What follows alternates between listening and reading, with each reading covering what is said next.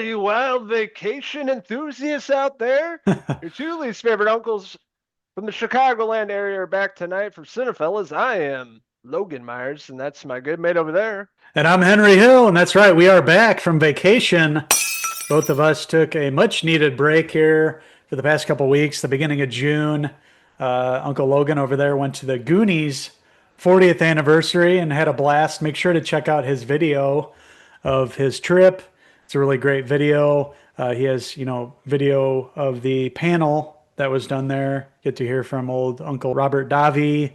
You get to see Corey Feldman and pictures of the trip along the way. You guys went to the house. Astoria. Enjoyed 3 days of the Goonies weekend, 40th anniversary, 40th birthday celebration for me. So Mhm. soaked up everything we could in 3 days in Astoria, but it's all within the video. And we also went to a few other cool places from movies filmed in Astoria at the same time. But yeah, these two wild uncles are back. And a show we've been really excited to binge and review for all of you. Of course, we're talking about one of our favorite shows on Disney. Love the first season. Tonight we're going to be talking about Andor season 2. You're here, you're right here, and you're ready to fight!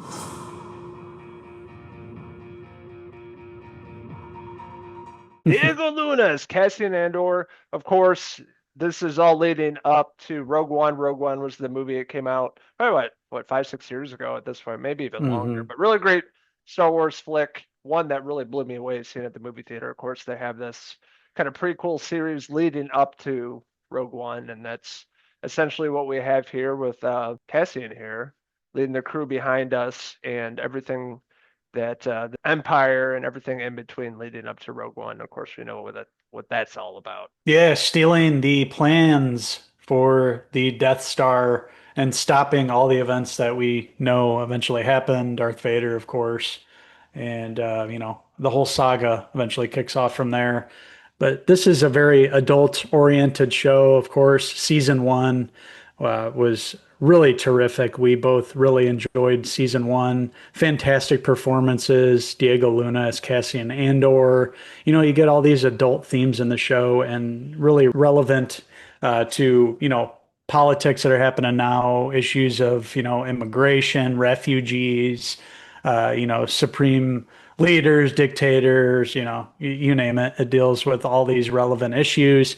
And we ended up with season one at the end there, all building up. Cassian Andor was going and trying to, establish himself as this rebel leader and having to convince all these people of what was going on and finding out all the secrets of what the Empire was up to and assembling a group here that would hopefully join him and join the resistance and be able to fight back.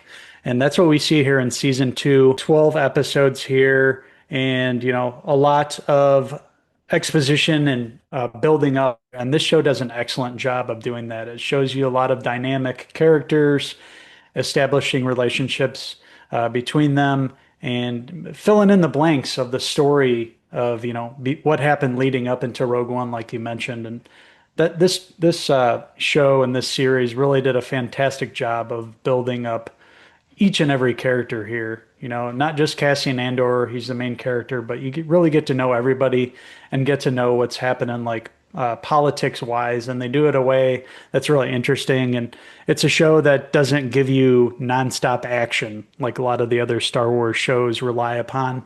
This is more of a talky show. Think of it like an Aaron Sorkin kind of Star Wars where there's a lot of dialogue and exposition, but it never is boring. That's for sure. It's always exciting, and it's keeps up the tension in each and every episode, and gives you just enough action to keep you strung along. And then about halfway in season two, it starts picking up, and you get more of that action that you're wanting. And this is definitely world building for sure, as you said, talkie Sorkin kind of story. And I never looked at it this way, but you're absolutely right. It is, but it's building up and bringing in so many characters and trying to really carve them out in this world and story at the same time. It's just masterful storytelling. Each episode felt like a movie to me. I just felt like really compelling. You feel like you're wrapped up into this world and you never want to stop watching it. Hence why I ended up binging this in a few days. on vacation, and just another great season here. A lot is on the line. There's so many layers to this. All different types of characters from the Empire dealing with issues without giving too much away, and they're Mhm. dealing with stuff, where you had the other side.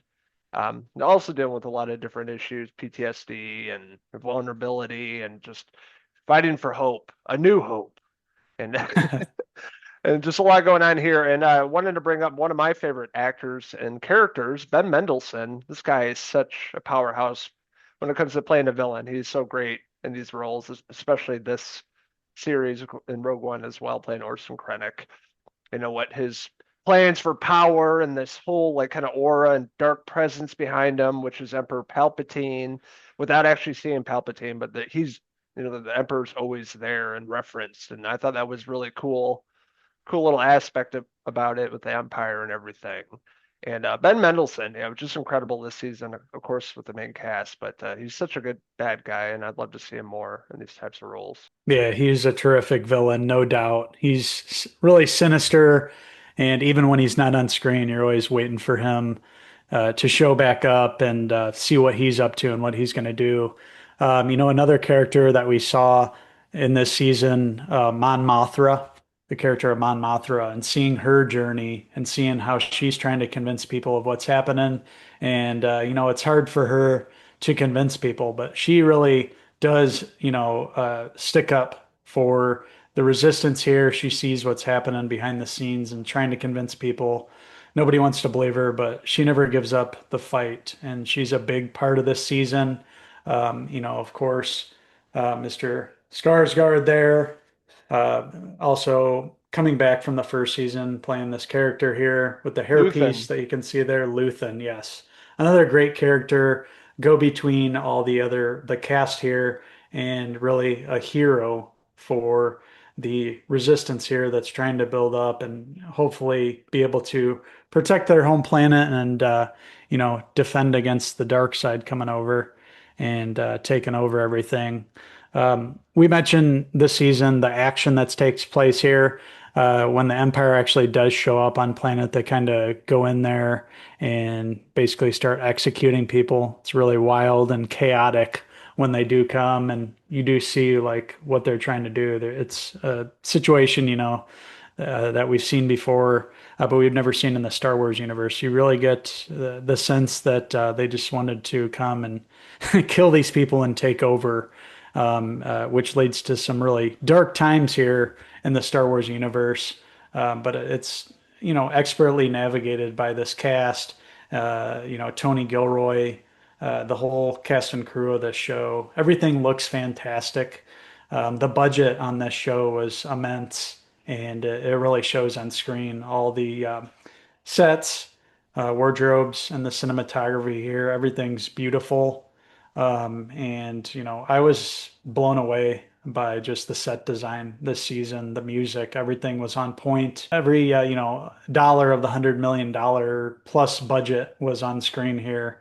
And they didn't even have to have these big action scenes. It was just within the sets and the huge buildings and the wide interior shots, and everything looked fantastic. it's a beautifully shot, beautiful looking show. Absolutely. Like I said, it looked like a movie each episode.